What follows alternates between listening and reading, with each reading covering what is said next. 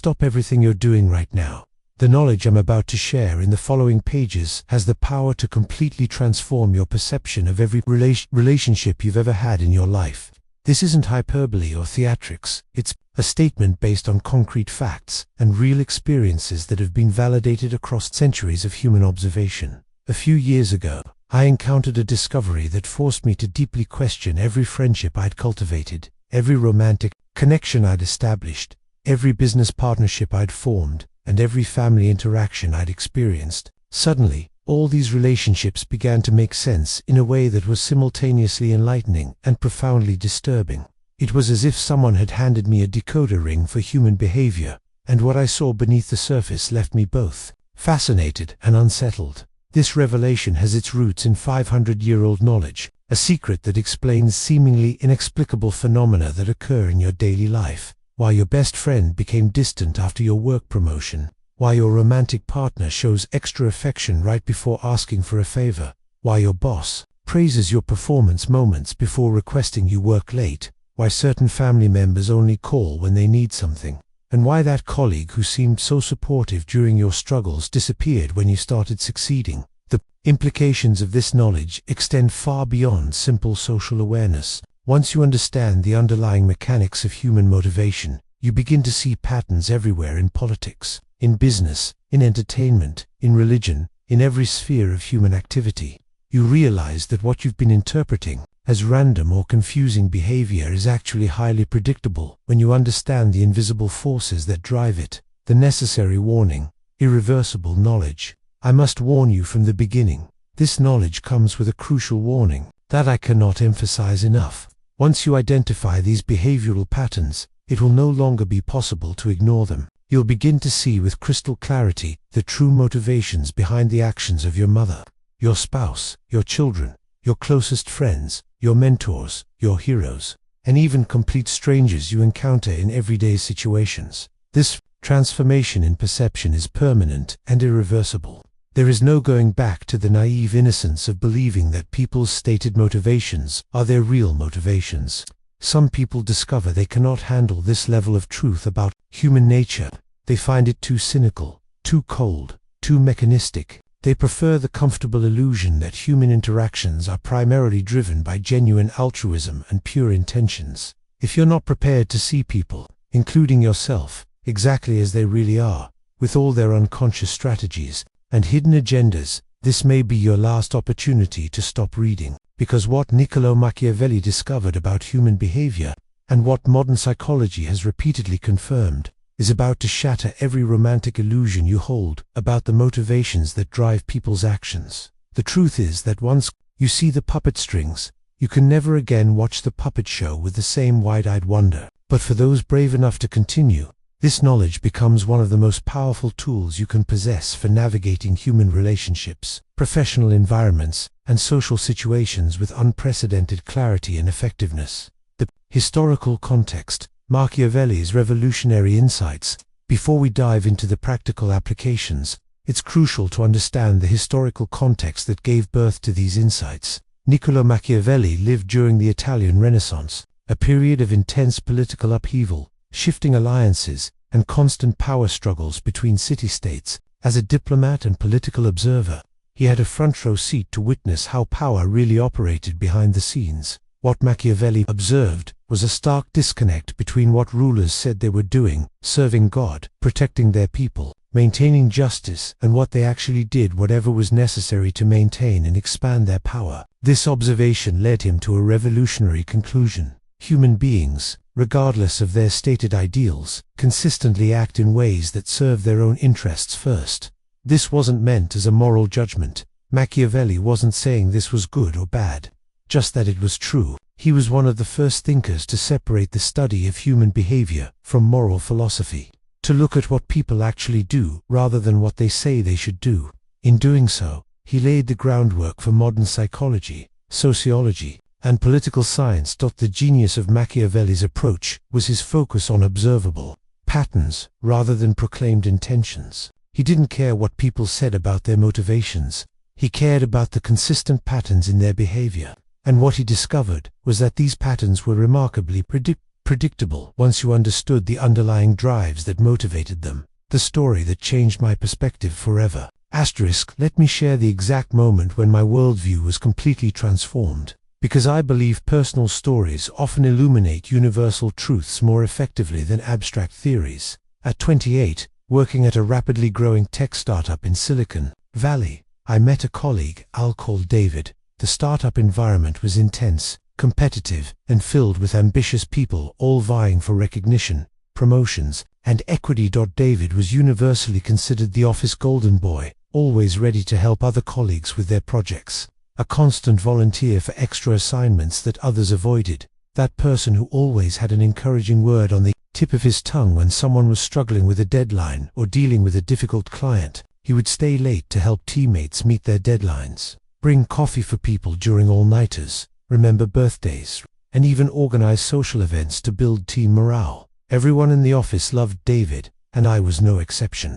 I genuinely believed he was simply a good person by nature, one of those rare individuals who restore your faith in humanity. He seemed to be living proof that truly altruistic people still exist in our cutthroat corporate world. In team meetings, he would deflect credit for his own contributions while highlighting others' work. He never seemed to seek the spotlight, never pushed aggressively for recognition, never appeared to play the political games that seemed to consume everyone else. During company-wide presentations, David would often yield speaking time to colleagues who were less confident presenters. When our team achieved major milestones, he would organize celebration parties at his own expense. When conflicts arose between team members, he served as a mediator, helping resolve disputes without taking sides. To everyone observing, including our management team, David appeared to be the epitome of a team player and natural leader. Then David got promoted to manager, jumping over several colleagues who had more seniority and, frankly, more obvious technical skills. The promotion announcement came as a surprise to many, but in hindsight, it made perfect sense to those who understood what had really been happening. In just 2 weeks after his promotion, this helpful, caring, and supportive man transformed into someone completely different.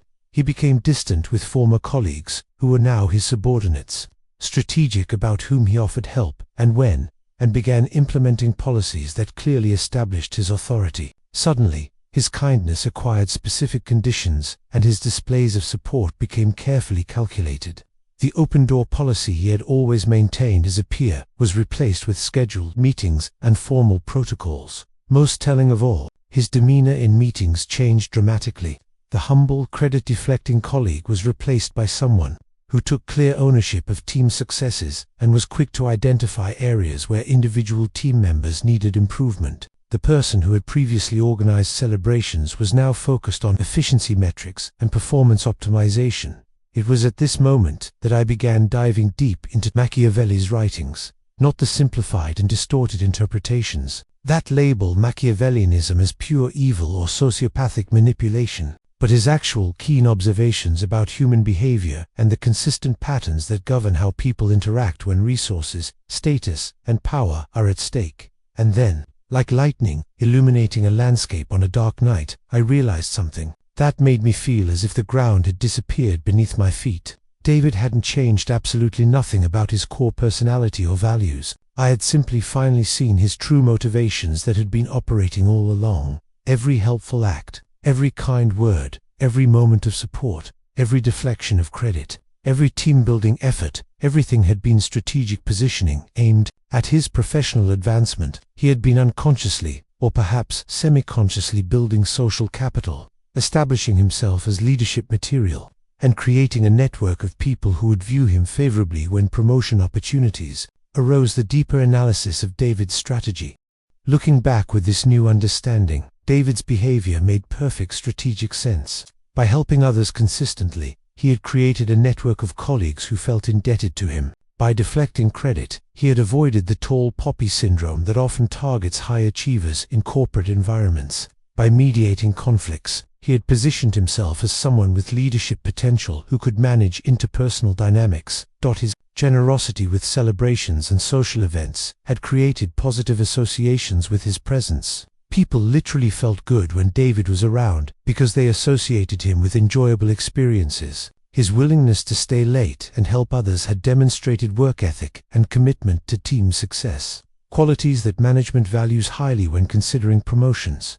Most brilliantly, by never appearing to actively seek promotion or recognition, he had avoided triggering competitive responses from colleagues who might have otherwise worked to undermine his advancement. Instead of seeing him as a rival, they saw him as a supporter, which meant they were actually inadvertently supporting his rise through the organizational hierarchy. The most frightening part of this entire discovery was that David probably wasn't even fully conscious that he was executing such a sophisticated social strategy. This wasn't a calculated manipulation in the traditional sense. It was something far more subtle and powerful, unconscious strategic behavior that served his interests while genuinely helping others in the short term. This realization forced me to confront an uncomfortable question. If David's seemingly altruistic behavior was actually strategic, what did that say about human nature in general? Was everyone operating this way, including me? The experiment that confirmed the theory. This experience led me to conduct a systematic personal experiment that would either validate or refute what I was beginning to suspect about human motivation. For 6 consecutive months, I applied the analytical framework I was developing to every person in my life, from intimate relationships to casual acquaintances. I observed my girlfriend at the time, noting the patterns in when she was most affectionate, usually when she wanted something or needed emotional support, and when she was most distant, typically when she was focused on her own goals or frustrated with me about something. I watched my parents,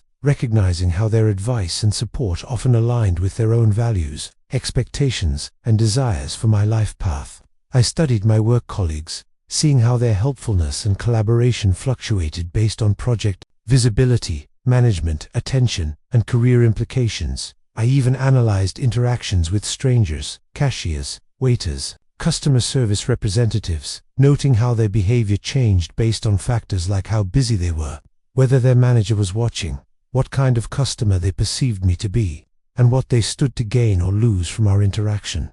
The results were simultaneously fascinating and deeply disturbing. Machiavelli was absolutely correct in his observations, and modern psychology has provided the scientific framework to understand why.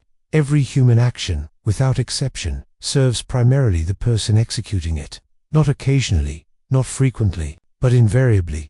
This doesn't mean that every action is consciously selfish or malicious. Most people genuinely believe their own narratives about their motivations. The parent who sacrifices for their child genuinely feels love and concern. The friend who always helps genuinely experiences caring and compassion. The charitable donor genuinely wants to help others. But underneath these conscious emotions and intentions, there are always deeper psychological needs being met. Right now, your mind is probably protesting vehemently against this statement. This can't be right. You must be thinking, what about acts of genuine charity? What about parents who sacrifice everything for their children? What about people who risk their lives to save strangers? What about genuine love that asks for nothing in return? I completely understand this reaction because I had exactly the same objections, the same emotional resistance to accepting what the evidence was showing me. These objections feel valid because they're based on real experiences of genuine emotion and authentic care. The key insight is that genuine emotion and strategic behavior are not mutually exclusive. They often operate simultaneously, redefining the concept of self-interest beyond simple selfishness. Here's the fundamental insight that Machiavelli understood, and that most people fail to recognize. Self-interest is not synonymous with selfishness, greed, or malicious intent. Self-interest encompasses the full spectrum of human needs, including our needs for connection, purpose, meaning, security, recognition, control, and transcendence. The parent who sacrifices for their child is indeed meeting deep psychological needs: the need to feel needed and important, the need to have purpose and meaning in life, the need to ensure genetic continuation, the need to live up to social expectations of good parenting, the need to avoid the guilt and social stigma that would come from neglecting their child. These needs are so fundamental and so deeply ingrained that parents often experience them as pure love rather than self-interest, and in a sense, they are both. The person who donates to charity is satisfying multiple psychological needs simultaneously: the need to feel good about themselves and maintain a positive self-image, the need to align their actions with their values and beliefs. the need to gain social status as a good and caring person, the need to feel that they have enough resources to share, the need to believe that they can make a positive difference in the world. Again, these motivations can coexist with genuine compassion and authentic desire to help others. The soldier who risks their life to save a comrade is meeting needs for honor, loyalty, meaning, purpose, group belonging, and heroic identity. The whistleblower who sacrifices their career to expose wrongdoing is meeting needs for integrity, moral consistency, historical significance, and sometimes revenge against an organization that has wronged them. This doesn't make these actions morally reprehensible or emotionally false, it just makes them human. Understanding the underlying motivations doesn't diminish the value or authenticity of the emotions involved. What it does is provide a more complete and accurate picture of why people do what they do. Once you understand this expanded definition of self-interest, you unlock what I call the real motivation matrix, a comprehensive three-level system that reveals the true forces behind every human behavior, from the most seemingly altruistic to the most obviously self-serving. The real motivation matrix, a comprehensive framework for decoding human behavior. This matrix represents years of observation, research, and practical application. It has 3 distinct levels, and it's fundamental that you not only memorize each one, but also practice applying them until the analysis becomes automatic. These levels will become your most powerful tool for understanding people in every context: personal relationships, professional environments, social situations, political analysis, and even understanding yourself. Level 1. The story, the conscious narrative. This is what people tell you and, more importantly, what they tell themselves about their motivations. I'm just trying to help. I care about you. I believe this is the right thing to do. I want what's best for everyone involved. I'm doing this for the greater good. These are the superficial narratives we construct to make sense of our behavior and justify our actions to ourselves and others. The story level is not necessarily deceptive in the traditional sense. Most people genuinely believe their own stories. These narratives serve important psychological functions. They help maintain self-esteem, align actions with values, and present a socially acceptable image to others. The key insight is that these stories are often incomplete or misleading, focusing on the most noble or socially acceptable aspects of complex motivations while overlooking deeper drives. Level 2. The strategy, the practical objectives. This is what people are actually trying to accomplish in the specific situation, whether they're consciously aware of it or not. Getting a promotion, maintaining control over a situation, avoiding conflicts that might damage their reputation, gaining approval from specific individuals, building a particular image or personal brand, accumulating social capital for future use, positioning themselves advantageously for upcoming opportunities. The strategy level is where you see the practical, tangible outcomes that result from someone's actions. These objectives might be short-term winning an argument, getting out of an uncomfortable situation, or long-term building a career, maintaining a relationship, establishing social status. Often, people are partially aware of their strategic objectives, but prefer to focus on the more noble, story-level explanations.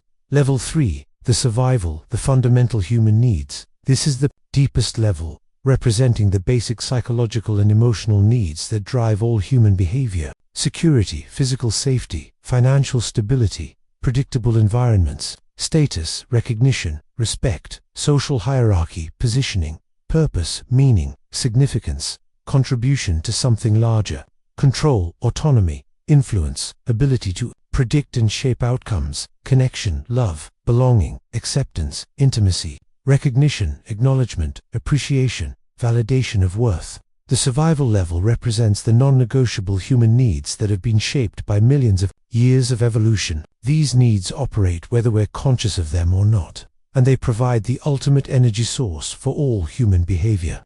Understanding someone's core survival needs allows you to predict their behavior across a wide range of situations. Advanced applications of the real motivation matrix. To truly master this framework, you need to see how it applies to complex real-world situations that go beyond simple examples. Let me walk you through several sophisticated case studies that will demonstrate the power and nuance of this approach. Case Study 1. The social justice activist. Consider someone who dedicates significant time and energy to social justice causes, attending rallies, posting extensively on social media, organizing community events, and making personal sacrifices to support various movements. Level 1. The story. I care deeply about inequality and injustice.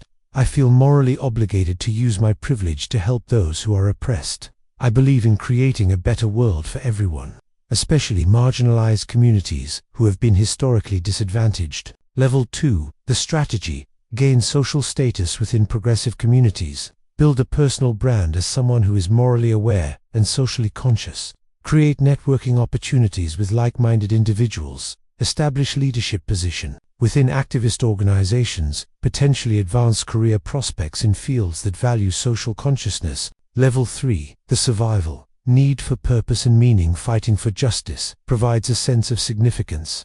Need for belonging and connection. Activist communities provide strong social bonds. Need for status and recognition. Being seen as a moral leader. Need for control. Working to change systems provides sense of agency. Potential need for redemption if coming from privileged background.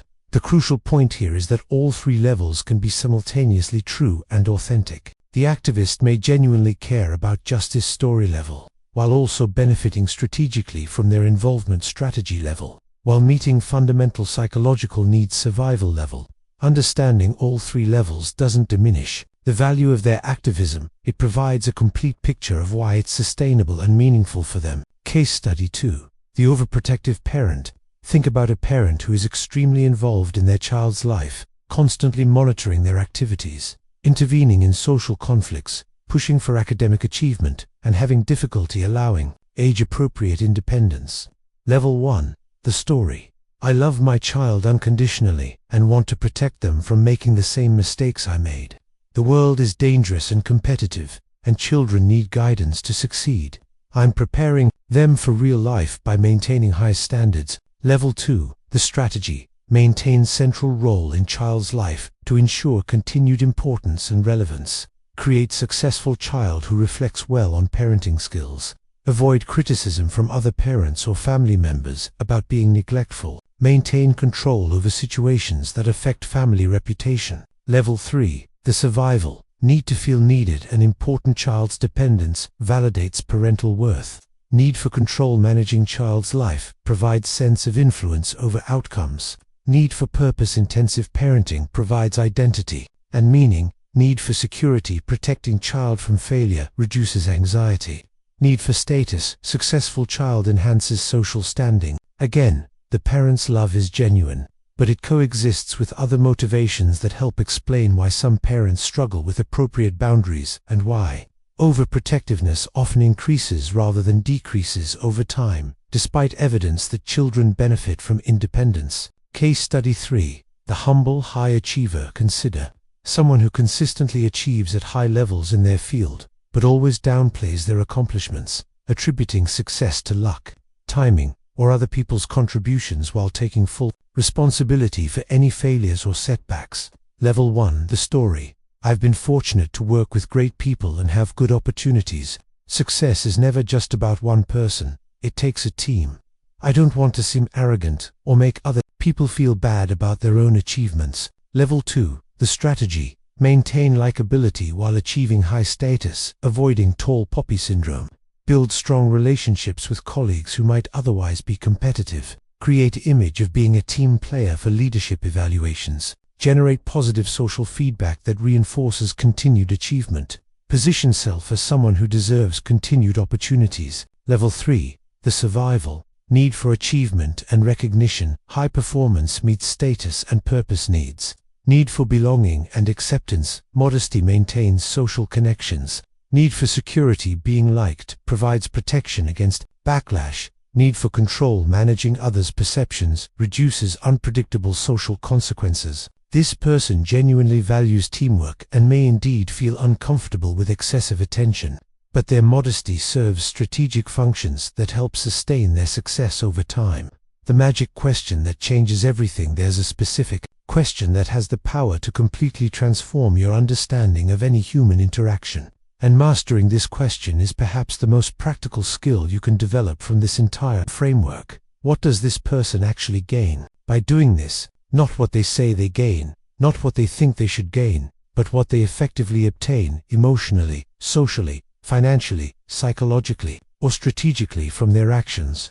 This question cuts through the story level directly to the strategy and survival levels, revealing the true incentive structure that drives behavior.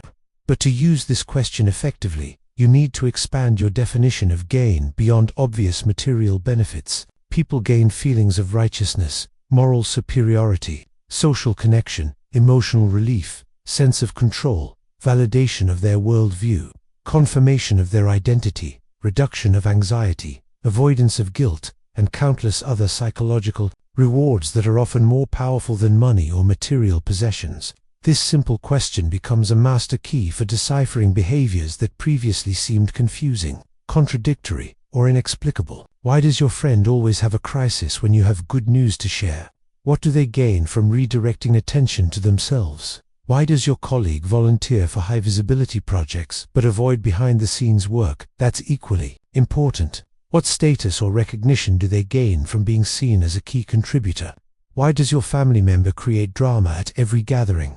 What control or attention do they gain from becoming the focus of everyone's energy? Why does your boss micromanage even capable employees? What security or sense of importance do they gain from being involved in every decision? Let me illustrate with several detailed examples that you'll certainly recognize from your own experience. Detailed example 1. The overly helpful friend. Extended analysis. We all know this person, that friend who always, and when I say always, I mean literally always, offers to help you move, who frequently offers unsolicited advice with worrying frequency, who remembers your birthday before even Facebook does, who checks how you're doing when you're sick, who volunteers to drive you to the airport, who brings food when you're going through a difficult time, and who seems to have unlimited availability for your problems and needs. Level 1. The story. I just care about my friends. I like helping people because it feels good to make a difference. It's natural for me to be helpful. That's just who I am. I was raised to look out for others, and I believe in being there for people when they need support.